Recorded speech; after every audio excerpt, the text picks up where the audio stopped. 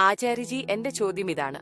ഞാൻ എന്റെ യാത്ര എവിടെ നിന്നാണോ തുടങ്ങിയത്, ഞാൻ ഇന്നും എന്നെ അവിടെ തന്നെ കാണുന്നു. എനിക്ക് ഒരുപാട് ഭയം തോന്നുന്നു. എന്റെ ആത്മവിശ്വാസം നഷ്ടപ്പെട്ടിരിക്കുന്നു. എനിക്ക് എന്നെക്കുറിച്ച് തോന്നുന്നത് എനിക്കിനി ഒന്നും ചെയ്യാൻ കഴിയില്ലെന്നാണ്. ഞാൻ ഇനി എന്ത് ചെയ്യും?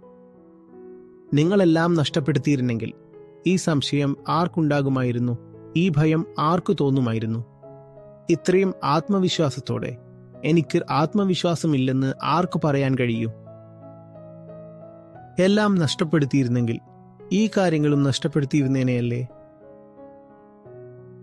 ഈ കാര്യങ്ങളെല്ലാം മുറുകെ പിടിച്ചിരിക്കുകയാണ്. ഇത് നിങ്ങൾ എവിടെയാണ് നഷ്ടപ്പെടുത്തിയത്?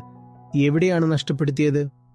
അതെ, ഒരു പക്ഷേ ഇങ്ങനെയായിരിക്കും സംഭവിക്കുന്നത്. നിങ്ങൾക്കുണ്ടായിരുന്ന ആഗ്രഹങ്ങൾ അതിപ്പോൾ സാധ്യമാകില്ലെന്ന് നിങ്ങൾക്ക് തോന്നുന്നുണ്ടാകാം.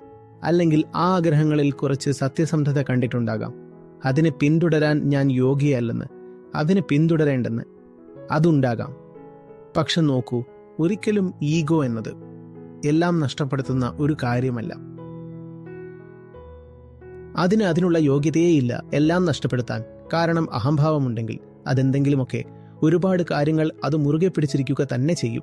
അതെ, ഇത്രയേ ഉള്ളൂ ആദ്യം പിടിച്ചിരുന്നത്. ഇപ്പോൾ അതിൽ നിന്ന് വ്യത്യസ്തമായ മറ്റൊരു വിഷയം പിടിച്ചിട്ടുണ്ടാകാം, മറ്റൊരു ലക്ഷ്യത്തെ പിടിച്ചിട്ടുണ്ടാകാം. അത് തകർന്നു പോയിരുന്നെങ്കിൽ ഇത്രയും ദുഃഖവും ഉണ്ടാകുമായിരുന്നില്ലേ?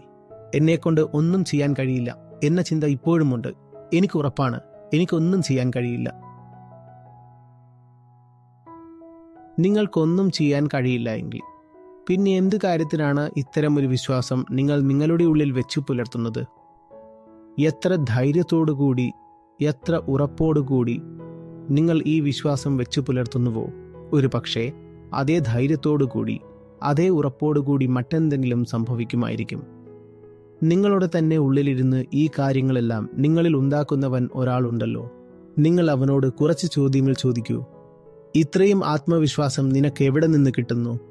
ഇത്രയും ആത്മവിശ്വാസം നിനക്ക് എവിടെ നിന്ന് കിട്ടുന്നു?